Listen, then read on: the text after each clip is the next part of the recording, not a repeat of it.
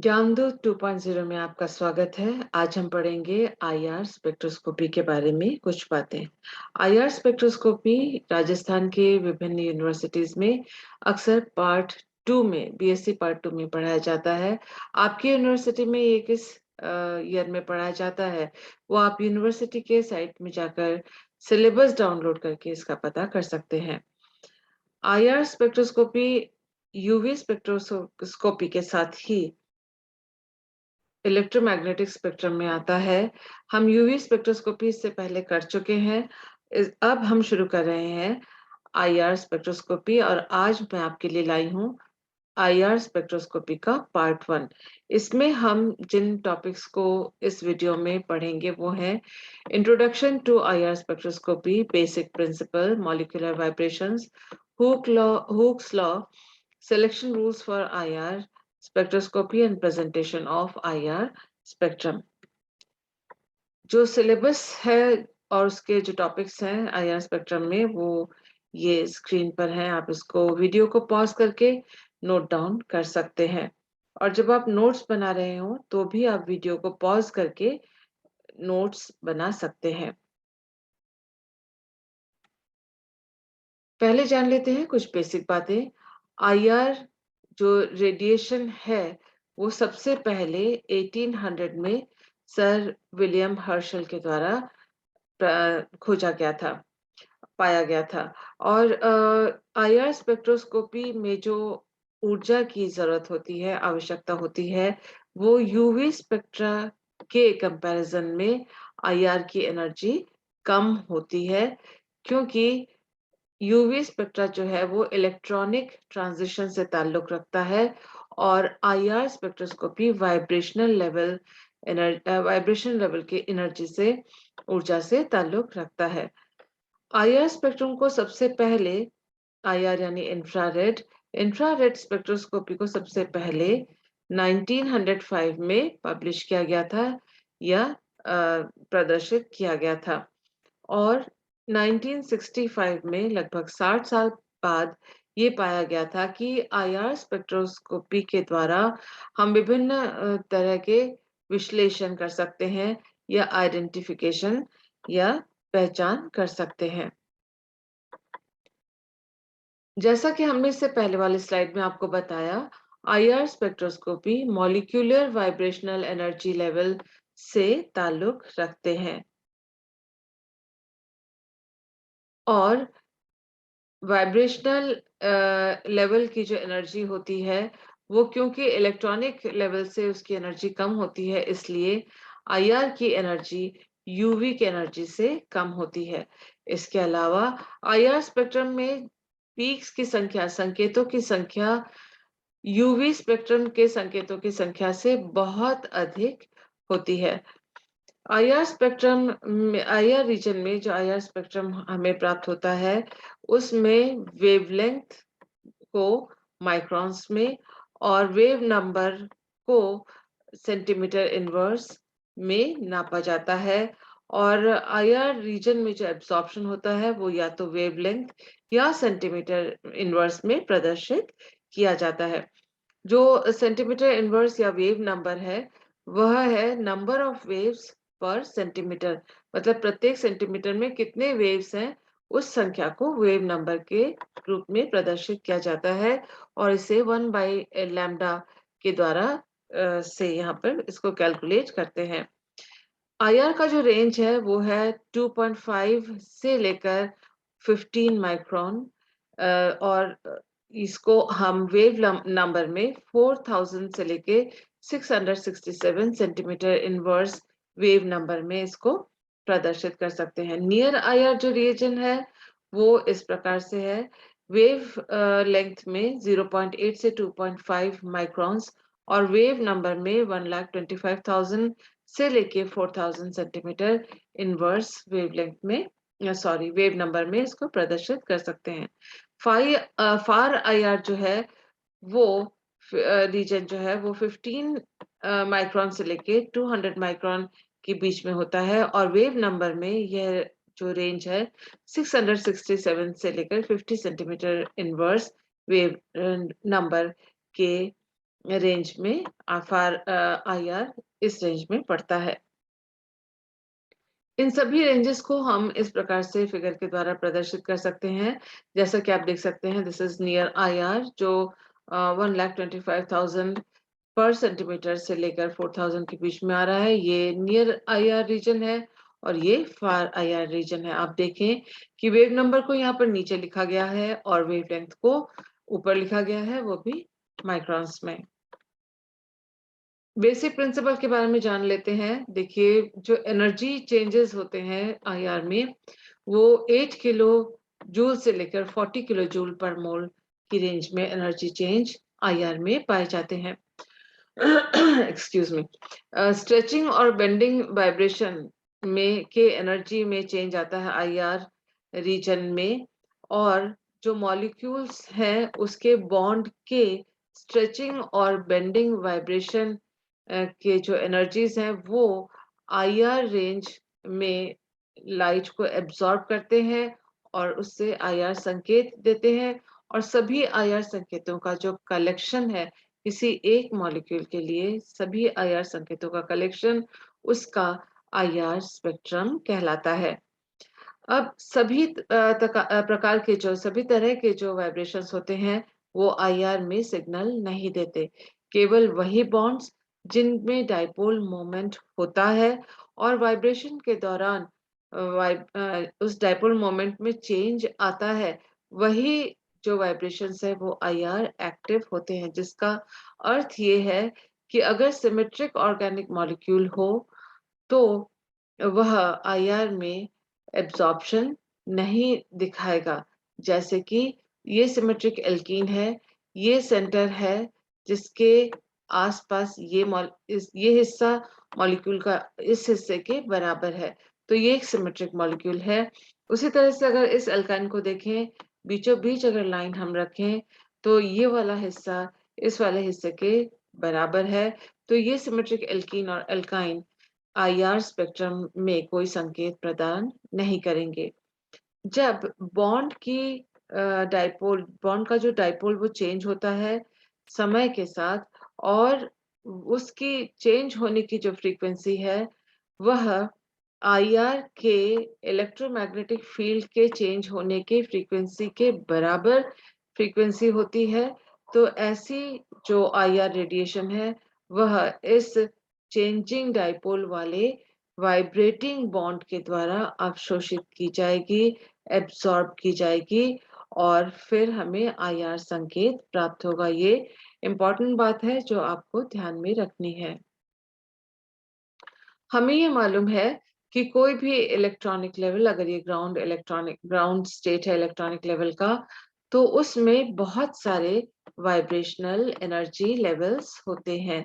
यानी हर ground state electronic level में कई वाइब्रेशनल लेवल्स होते हैं, और साथ ही जो एक एक वाइब्रेशनल लेवल होता है वो कई रोटेशनल लेवल से बना हुआ होता है। जब हमें कोई मॉलिक्यूल मिलता है जिसका सैंपल हमें दिया जाता है किसी यौगिक का, उस सैंपल में बहुत सारे मॉलिक्यूल्स होते हैं।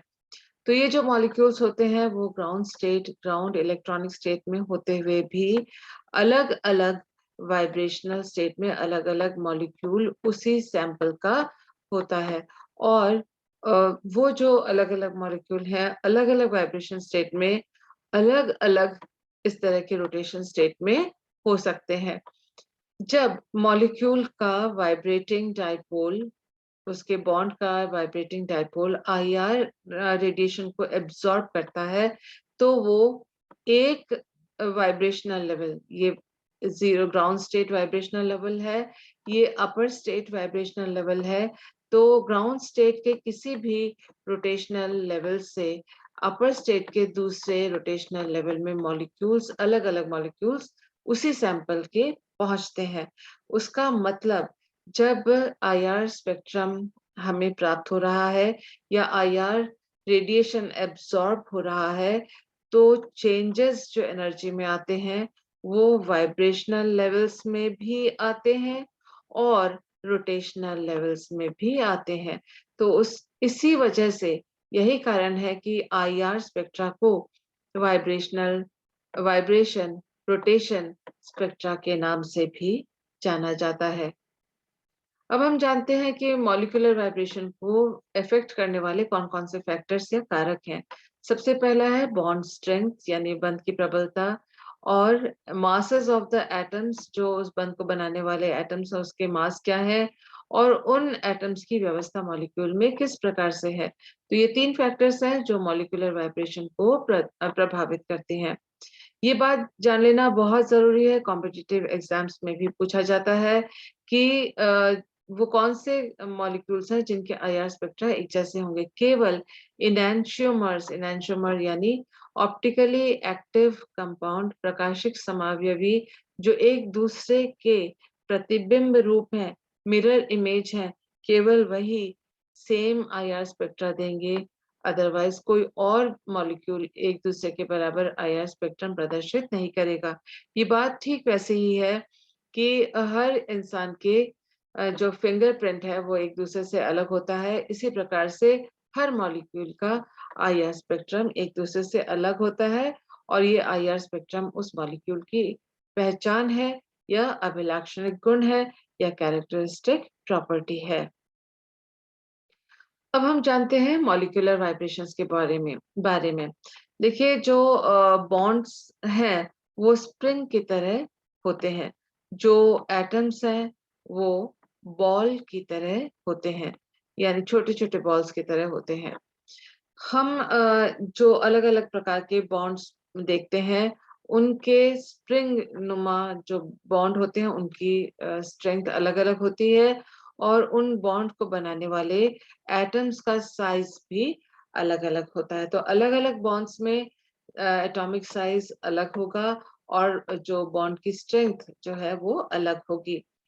जब ऐसे बॉन्ड जो स्प्रिंग जैसे माने जाते हैं, बॉन्ड्स रिजिड नहीं होते, आपको मालूम है, तो ये जो बॉन्ड्स जब आईआर रेडिएशन को एब्सॉर्ब करते हैं, तब इनके फ्रीक्वेंसी, इनके तनन का जो एम्पलीट्यूड या आयाम है, वह बढ़ जाता है आईआर रेडिएशन के एब्सॉर्प्शन पर। अब हम जानना चाहेंगे कि IR active modes of vibration जो आईआर लाइट को, इंफ्रारेड लाइट को एब्सॉर्ब करता है, आईआर एक्टिव बॉन्ड वो कहलाता है। उसके बॉन्ड के वाइब्रेशन के 2 टाइप्स क्या-क्या हैं?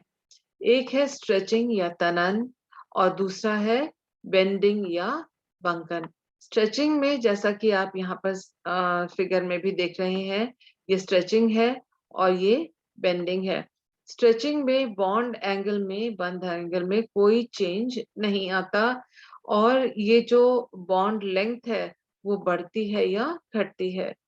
उसी तरह से जो बंकन है या बेंडिंग है, उसमें बॉन्ड एंगल जो है वो हो जाता है या बढ़ जाता है। तो आइए देखते हैं स्ट्रेचिंग वाइब्रेशन के बारे में कुछ और जानकारियां। स्ट्रेचिंग वाइब्रेशन में बॉन्ड के प्लेन में या तल में कोई अंतर नहीं आता। बॉन्ड जो है जो एटम्स हैं वो उसी तल में रहते हैं और बॉन्ड लेंथ जो है वो इंक्रीज या डिक्रीज होती जाती है। बॉन्ड का जो एक्सिस है, अक्ष है, वो भी अपना तल नहीं छोड़ता या अपनी पोजीशन भी वो नहीं छोड़ता। बॉन्ड एंगल में कोई चेंज इसमें नहीं आता। बंध का जो एंगल है, बंध कोण है, उसमें कोई चेंज नहीं आता। जैसा कि आप यहाँ देख रहे हैं, CH बॉन्ड को दिखाया गया है और ये जो तीर के निशान हैं, वो ये दिखाते हैं कि जो बॉन्ड लेंथ है, वो कभी इंक्रीज हो रही है या कभी डिक्रीज हो रही है। जो कुछ फंक्शनल ग्रुप्स या ग्रुप्स जो स्ट्रेचिंग वाइब्रेशन को प्रदर्शित करते हैं, वो है, उनके एग्जांपल हैं CH3, CH2, NO2, NH2, anhydrides इत्यादि। स्ट्रेचिंग वाइब्रेशंस बेंडिंग वाइब्रेशन की तुलना में हाई फ्रीक्वेंसी में या हाई एनर्जी में सिग्नल प्रदान करते हैं। स्ट्रेचिंग वाइब्रेशन जो है वो 2 प्रकार के होते हैं, सिमेट्रिक वाइब्रेशंस, सिमेट्रिक स्ट्रेचिंग और एसिमेट्रिक स्ट्रेचिंग। यहाँ ये माना जाता है कि स्ट्रेचिंग वाइब्रेशन के प्रकार तब हमें इस प्रकार के मिलते हैं, जब कम से कम उस 3 या 3 से अधिक एटम आपस में एक दूसरे से बॉन्डेड हों और उनमें से कम 2 एक प्रकार के एटम्स हों। जैसा कि नाम से हमें पता पड़ता है सिमेट्रिक स्ट्रेचिंग, यानी अगर ये यहाँ प्रदर्शित किया गया है, जो मॉलिक्यूल है और उसको स्ट्रेचिंग को प्रदर्शित करने वाले जो तीनों एटम्स हैं, वो एक ही तल पर हैं। तल में कोई परिवर्तन नहीं आता। वाइब्रेशन के दौरान, स्ट्रेचिंग के दौरान आप देख सकते हैं कि दोनों जो CH बॉन्ड्स हैं, वो इंक्रीज उनकी बॉन्ड लेंथ हो रही है, बाहर की ओर खींच रहा है। और जब ये एक मैक्सिमम लेवल पे पहुंच जाता है, मैक्सिमम बॉन्ड लेंथ या मैक्सिमम डिस्टेंस पे पहुंच जाता है, उसके बाद वापस ये संकुचित होते हैं या कॉम्प्रेस होते हैं दोनों एक साथ। यानी एक साथ ये बॉन्ड खींचेंगे और एक साथ ये संकुचित होंगे। स्ट्रेचिंग और कॉम्प्रेशन इकट्ठे होगा, इसे कहते हैं हम सिमेट्रिक स्ट्रेचिंग। और ये CH2 के लिए इस सेंटीमीटर इनवर्स पर आता है। जो एसिमेट्रिक स्ट्रेचिंग है वो भी एक ही प्लेन में ये सारे एटम्स होते हैं, लेकिन यहाँ पर आप देखिए कि अगर एक CH बॉन्ड की बॉन्ड लेंथ इंक्रीज हो रही है तो दूसरे की डिक्रीज हो रही है, फिर जब इसकी डिक्रीज होगी तब इसकी इंक्रीज होगी। ये CH2 का जो एसिमेट्रिक वाइब्रेशन है, एसिमेट्रिक स्ट्रेचिंग है, वो 2926 सेंटीमीटर इनवर्स पर संकेत देगा। और एसिमेट्रिक स्ट्रेचिंग का जो संकेत होता है वो हायर वेव नंबर पर आता है। इसमें ध्यान देने वाली बात यह है कि तल में कोई परिवर्तन नहीं आता, ये सारे एटम्स जिस प्लेन में है उसी में रहते हैं। बॉन्ड के एंगल में कोई चेंज नहीं आता और बॉन्ड का एक्सेस भी जैसा था वैसा ही रहता है। बेंडिंग वाइब्रेशंस के बारे में पढ़ लेते हैं। बेंडिंग वाइब्रेशंस को डिफॉर्मेशन वाइब्रेशन भी कहा जाता है, क्योंकि बॉन्ड की जो पोजीशन जो है, पोजीशन ऑफ एटम्स है और बॉन्ड का जो एक्सिस है वह चेंज हो जाता है। बेंडिंग वाइब्रेशंस जो है वो 4 तरह के होते हैं। First is scissoring. सिजरिंग जैसे कि नाम से आपको पता पड़ रहा है, सिजरिंग यानी कैंची नुमा कंपन है ये। और इसमें आप देख सकते हैं जो ये एक तल को दिखा रहा है, ये CH2 बॉन्ड के सहायता से हम इस सिजरिंग को समझ सकते हैं। यहाँ आप देख सकते हैं, ये दिखा रहे हैं कि दोनों CH बॉन्ड इकट्ठे एक दूसरे के करीब आते हैं और उसके बाद इकट्ठे एक दूसरे से दूर चले जाते हैं। ये ठीक उसी तरह से होता है जैसे कैंची का मूवमेंट हो। अगर ये एक हाइड्रोजन है, यहाँ कार्बन है और यहाँ दूसरा हाइड्रोजन है, तो कैंची की तरह ये दोनों बॉन्ड्स पास आएंगे और दूर जाएंगे। इस तरह के जो बेंडिंग वाइब्रेशंस को हम सिजरिंग वाइब्रेशंस कहते हैं। इसमें जो बॉन्ड एंगल है वो चेंज हो रहा है, लेकिन बॉन्ड का जो एक्सिस है वो अपनी जगह से हट रहा है। नेक्स्ट है रॉकिंग। रॉकिंग जैसा कि आप यहाँ पर स्क्रीन में देख रहे हैं कि दोनों जो CH बॉन्ड्स हैं, ये सेंट्रल कार्बन एटम है, दोनों CH बॉन्ड एक साथ ही एक ही साइड में शिफ्ट हो रहे हैं और फिर दूसरी साइड में शिफ्ट होंगे। इसको हम इस तरह से दिखा सकते हैं। अगर ये दोनों हाइड्रोजन है, दिस इज कार्बन, और ये CH बॉन्ड है और ये इसका तल है, तो ऐसे में अगर रॉकिंग हो रही है तो उसका मतलब इस तरह से उसी तल में रहते हुए दोनों जो बॉन्ड्स हैं, CH बॉन्ड्स हैं, साइड वाइज इस तरह से मूव कर रहे हैं। यहाँ रॉकिंग जो वाइब्रेशन CH2 का दिखाया गया है, इसकी वैल्यू इतनी वेव नंबर है। नेक्स्ट जो तीसरा बेंडिंग वाइब्रेशन है वो है वैगिंग। वैगिंग जो वाइब्रेशन है, इसमें आप देख सकते हैं, यहाँ स्क्रीन पे दिखाया गया है। ये तल है, इस तल पर ही कार्बन रहता है, लेकिन हाइड्रोजन तल से ऊपर और तल के नीचे जा सकता है। जैसे मान लीजिए यही CH2, यहाँ ये कार्बन, ये दोनों हाइड्रोजन, ये कार्बन हाइड्रोजन बॉन्ड्स, और ये अगर तल है तो वैगिंग में ये तल के ऊपर और तल के पीछे इस प्रकार से जाएंगे। यहाँ आप देख सकते हैं सेंट्रल एटम जो कार्बन है वो अपनी जगह तल पे बनाए हुए रहेगा और बॉन्ड के जो एंगल है उसमें कोई चेंज नहीं आएगा। तो इस तरह का जो बेंडिंग वाइब्रेशन है उसे वैगिंग कहते हैं। लास्ट जो टाइप है that is twisting.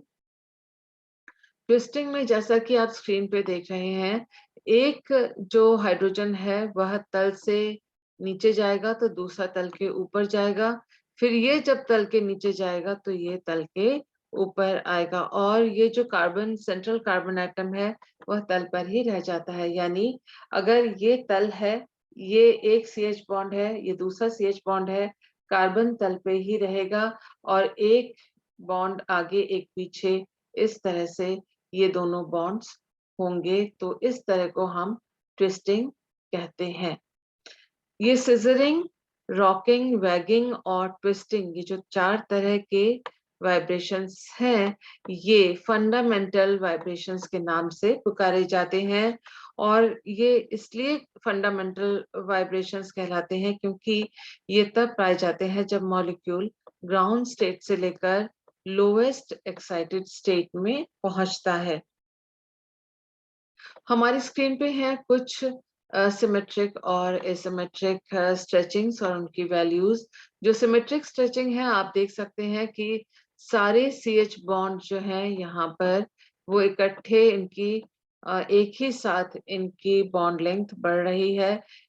Asymmetric stretching में देख सकते हैं कि ये वाला बॉन्ड और ये वाला बॉन्ड, इनकी बॉन्ड लेंथ बढ़ रही है जबकि उसी समय इसकी घट रही है।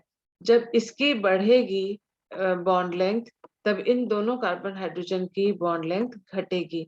आप देख सकते हैं कि सिमेट्रिक स्ट्रेचिंग के नीचे जितने भी वैल्यूज हैं उनका जो भी वेव नंबर की वैल्यूज हैं वो कम है, और उसी ग्रुप से संबंधित जो एसिमेट्रिक स्ट्रेचिंग है उनकी वैल्यू ज्यादा है।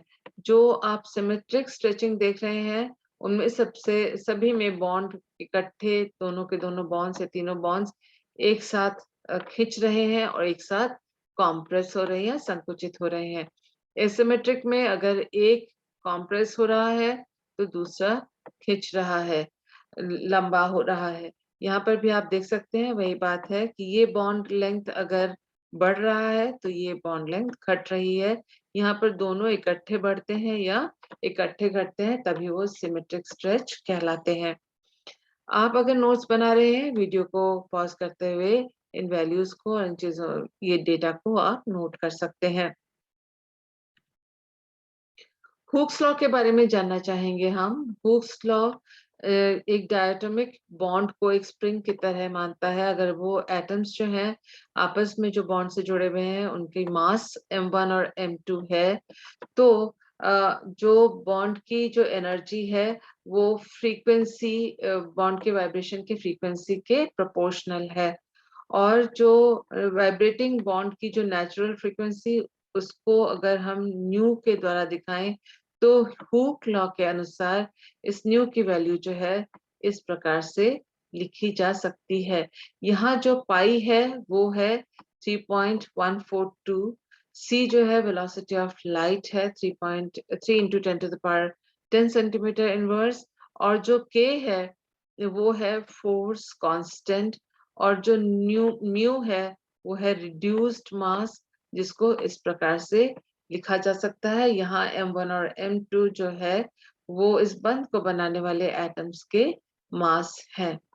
अब इस हुक्स लॉ से हम ये देख सकते हैं कि जो फ्रीक्वेंसी है वाइब्रेशन की किसी भी बॉन्ड की, वो डायरेक्टली प्रोपोर्शनल है फोर्स कांस्टेंट के और इनवर्सली प्रोपोर्शनल है मास के। तो इससे हम कुछ बातों को समझ सकते हैं।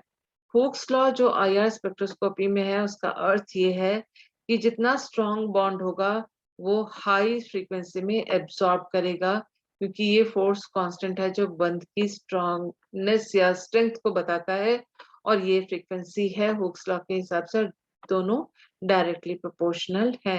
ये भी बताता है, हुक्स लॉ ये भी बताता है कि वीकर बॉन्ड जो है वो लोअर फ्रीक्वेंसी में IR लाइट एब्सॉर्ब करेंगे, और अगर कोई बॉन्ड लाइटर एटम्स यानी M1 और M2 की वैल्यू अगर कम है तो फ्रीक्वेंसी का मान हाई होगा। उसी तरह से अगर M1 और M2 का मान हाई है तो फ्रीक्वेंसी का मान कम होगा, क्योंकि जो फ्रीक्वेंसी ऑफ वाइब्रेशन है वो इनवर्सली प्रोपोर्शनल टू रिड्यूस्ड मास है। तो ये बातें अपने को ध्यान में रखनी चाहिए जो कि इम्पोर्टेंट है। जो फोर्स कांस्टेंट के का वैल्यू है वह निर्भर करता है निम्न कारकों के या फैक्टर्स के ऊपर। सबसे पहला है strength of the bond. Bond strength जितनी ज्यादा होगी, देखिए सिंगल बॉन्ड की स्ट्रेंथ कम होती है, उससे ज्यादा डबल बॉन्ड की होती है, सबसे ज्यादा जो है ट्रिपल बॉन्ड की होती है। और उसी के अनुसार आप देख सकते हैं कि वैल्यू जो है यहाँ से लेकर यहाँ तक, सिंगल बॉन्ड से लेकर ट्रिपल बॉन्ड तक वैल्यू इंक्रीज हुई है, बढ़ी है।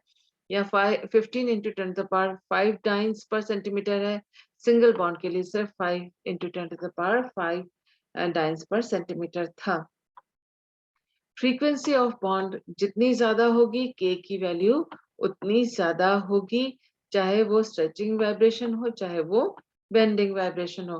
हाइब्रिडाइजेशन के ऊपर, संकरण के ऊपर भी के का मान जो है वो डिपेंड करता है। आप अगर यहाँ देखें तो ये है sp3, ये है sp2 और ये है sp हाइब्रिडाइजेशन के कार्बन। हम देख सकते हैं कि sp जो हाइब्रिडाइजेशन है, जैसे ट्रिपल बॉन्ड सी के लिए, तो इसमें के का वैल्यू सबसे हाई है और सबसे कम जो है sp3 sp3 हाइब्रिडाइजेशन के लिए, यानी सी सिंगल बॉन्ड सी के लिए के का मान सबसे कम है।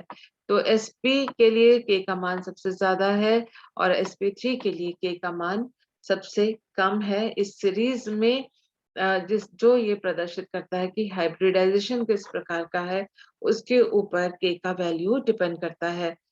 लास्ट फैक्टर जो हमारी स्क्रीन पे है दैट इज रेजोनेंस। रेजोनेंस के द्वारा या मेसोमेरिज्म के द्वारा इलेक्ट्रॉन्स का विस्थापन संयुग्मित श्रृंखला में होता है, संयुग्मित द्विबंध की श्रृंखला में होता है, कॉन्जुगेटेड डबल बॉन्ड की सीरीज में होता है। जैसे ही इलेक्ट्रॉन्स का विस्थापन होता है तो रेजोनेंस के द्वारा, तो डबल बॉन्ड जो है वो थोड़ा स्ट्रेच या सिंगल बॉन्ड जैसा के में परिवर्तित होने लगता है, यानी डबल बॉन्ड की जो बॉन्ड लेंथ है वो बढ़ जाती है और जो सिंगल बॉन्ड की बॉन्ड लेंथ है वो घट जाती है, क्योंकि उसमें कुछ डबल बॉन्ड वाले गुण आ जाते हैं। तो इसलिए रेजोनेंस जब भी होता है तब बॉन्ड लेंथ चेंज होने की वजह से के की वैल्यू भी बदल जाती है।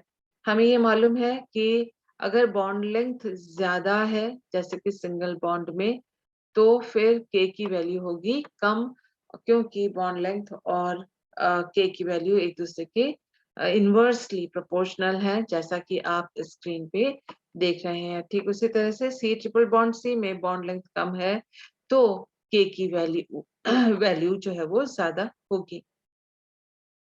अब जान लेते हैं सिलेक्शन रूल्स फॉर आईआर। वो वाइब्रेशंस आईआर एक्टिव होंगे या अलाउड होंगे जो कि जिनमें की डाइपोल चेंज होता है वाइब्रेशन के दौरान। अगर वाइब्रेशन मॉलिक्यूलर वाइब्रेशन के दौरान बॉन्ड लेंथ तो चेंज होगा, लेकिन उसके साथ अगर डाइपोल मोमेंट में कोई चेंज नहीं आता है, ऐसे में वह वाइब्रेशन आईआर एक्टिव नहीं होगा। इसका मतलब ये है कि होमो न्यूक्लियर डायटोमिक मॉलिक्यूल, जैसे हाइड्रोजन और हाइड्रोजन के बीच में अगर बॉन्ड है तो ये होमो न्यूक्लियर डायटोमिक मॉलिक्यूल हुआ, इसमें डाइपोल में कोई चेंज नहीं आएगा वाइब्रेशन के दौरान, इसलिए वो आईआर इनएक्टिव होगा।